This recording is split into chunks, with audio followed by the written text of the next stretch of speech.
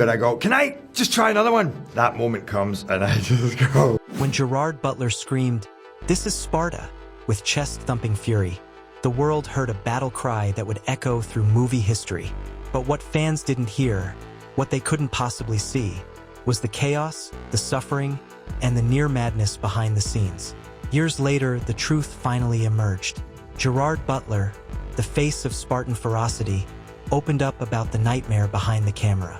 And once he did, everything we thought we knew about 300 changed. Let's peel back the layers of myth and muscle to uncover the blood, sweat, and spiritual sacrifice that turned a modestly budgeted film into a cultural earthquake and nearly broke its leading man in the process. In March 2007, few expected 300 to do much at the box office. It didn't feature major stars, and it wasn't a traditional historical epic. What it did offer was boldness.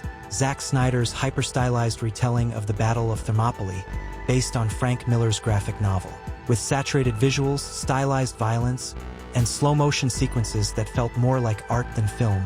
300 was a risk. But oh, did that risk pay off?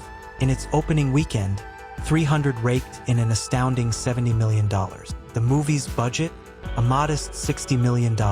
As weeks passed, that figure ballooned to over $456 million worldwide, stunning industry insiders and reshaping the way studios viewed genre filmmaking. 300 didn't just succeed, it redefined success. It proved that audiences were starving for something different, something raw, mythic, and unapologetically stylized. This wasn't a film that played it safe. It didn't rely on historical accuracy or mainstream storytelling tropes.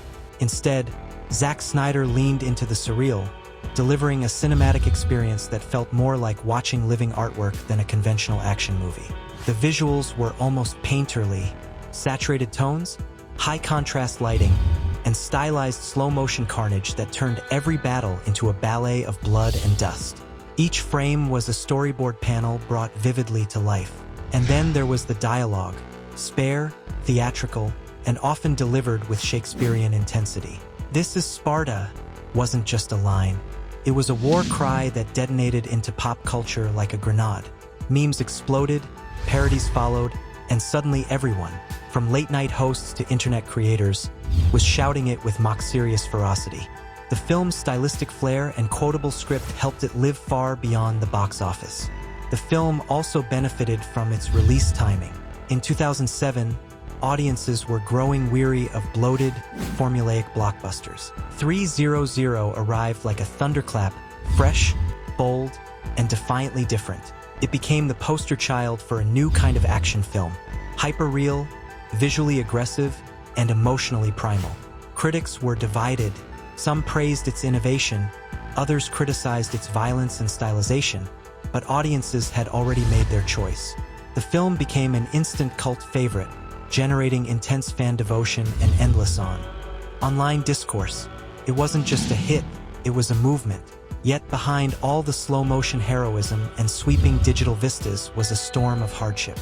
Because for the cast and crew, especially Gerard Butler, the journey to cinematic glory was anything but glamorous.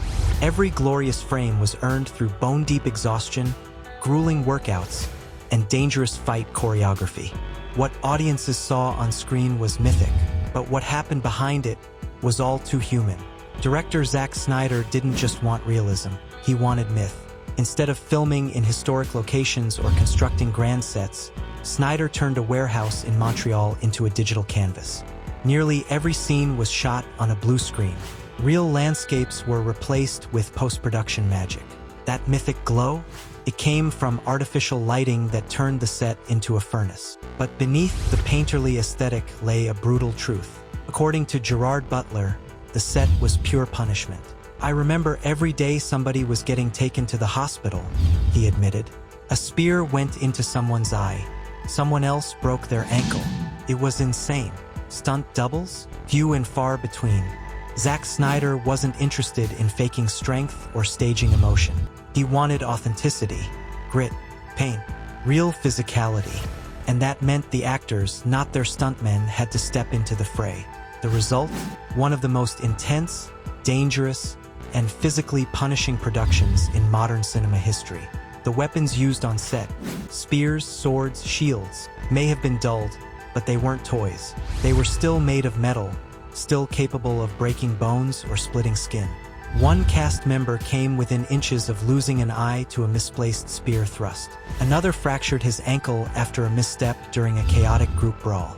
And these weren't isolated events, they were a daily occurrence. Gerard Butler himself described the set as a war zone, where injuries were as common as camera takes. The battle choreography may have looked fluid and precise on screen, but behind the scenes it was barely controlled chaos. The actors were constantly repeating the same punishing moves, lunges, slashes, collisions, for hours at a time. And they weren't wearing lightweight costumes either. The armor was heavy, hot, and unrelenting. Combined with the stifling heat of the soundstage and the pressure of acting against blue screens, the cast was pushed to the edge both physically and mentally. Butler didn't just swing a sword, he lived every moment of combat.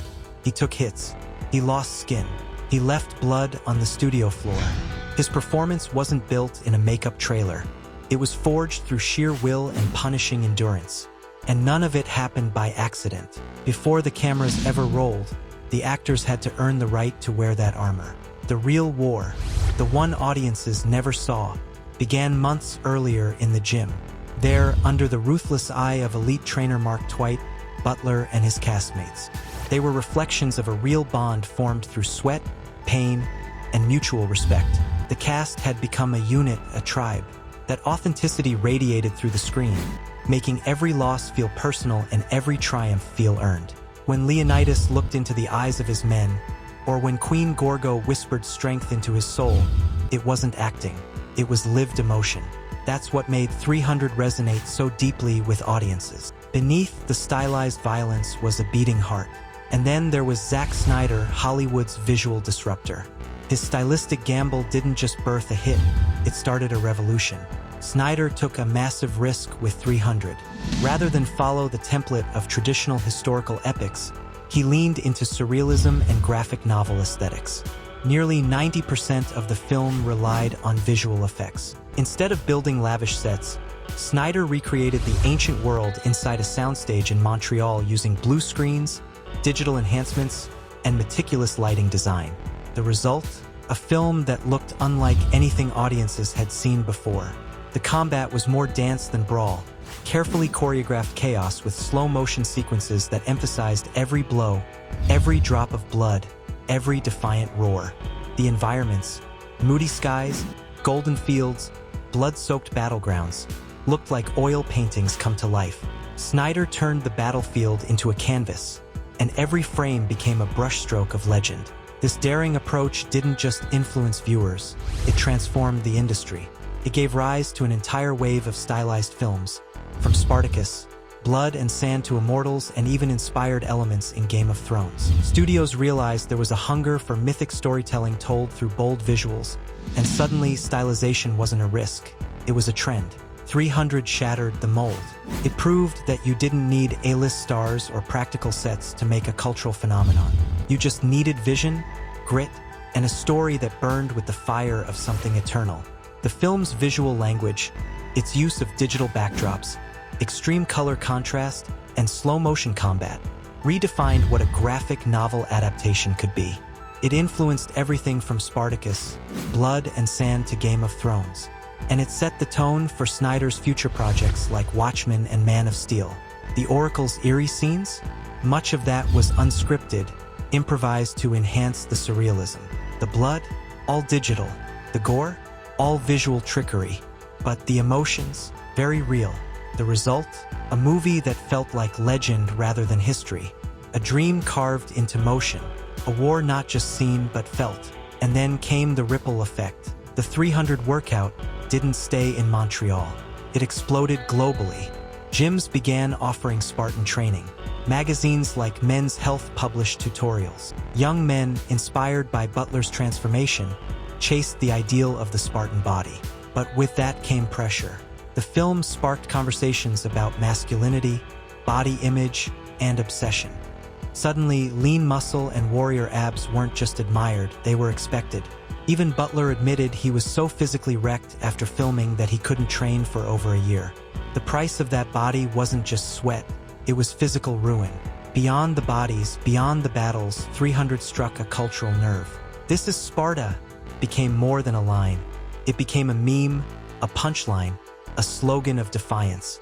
The quote took on a life of its own, used in protests, politics, comedy, and motivational speeches. It was everywhere.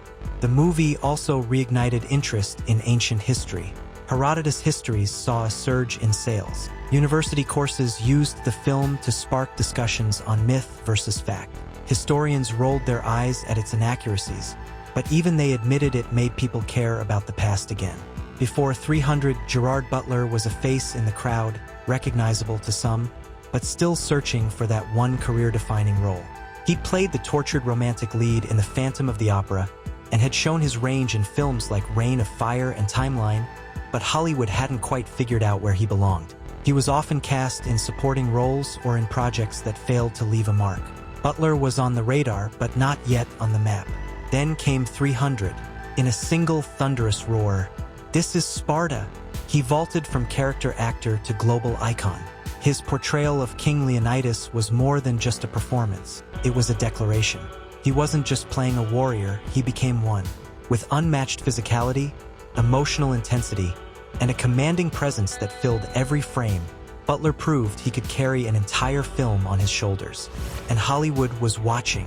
Almost overnight, doors flew open. Suddenly, Butler was at the top of every casting list. But he didn't play it safe. Instead of sticking strictly to action, he showed remarkable versatility. In P.S. I Love You, he played a romantic ghost leaving behind letters for a grieving widow, so convincing and heartfelt that fans saw an entirely different side of the man who once screamed on the battlefield. In The Ugly Truth, he embraced comedy with sharp wit and roguish charm, while The Bounty Hunter paired him with Jennifer Aniston for a romantic action comedy that kept him squarely in the spotlight. But the warrior spirit never left. He returned to action in Gamer, delivered gritty justice in Law-Abiding Citizen, and reunited with director Guy Ritchie for Rock'n'Rolla, showing off his edgier, streetwise energy. Then came the Fallen trilogy, Olympus Has Fallen, London Has Fallen, and Angel Has Fallen, where Butler stepped into the shoes of Mike Banning, a hardened Secret Service agent willing to sacrifice everything. These films solidified his status as a modern-day action hero with brains, brawn, and bruises to match. 300 wasn't just a breakout role, it was a metamorphosis. Gerard Butler didn't just arrive after 300. He exploded, and in doing so, he claimed his place among Hollywood's elite. But he never lost the grit that 300 gave him. Films like Greenland and Machine Gun Preacher showed his emotional depth. He didn't just chase blockbusters, he chased challenges. And for fans, he would always be Leonidas, the king who shouted into death. 300 wasn't just a movie, it was a phenomenon. It proved that a film shot in a warehouse without A-list stars could become a global titan. It changed the way movies looked, the way actors trained, and the way audiences felt. It inspired gym routines, college courses, memes, and spiritual awakenings. It redefined what epic storytelling could be, less about facts, more about feeling. Less about realism, more about resonance. And at the center of it all, a man who gave everything: body, mind, soul. Gerard Butler didn't just play Leonidas. He became him. What do you think of Gerard Butler's revelations? Does knowing the pain behind the production change how you see the film? Drop your thoughts in the comments. We want to hear your story. And if you were inspired by the warrior's journey behind 300, don't forget to like, subscribe, and hit that notification bell. Because behind every iconic film, there's an untold war.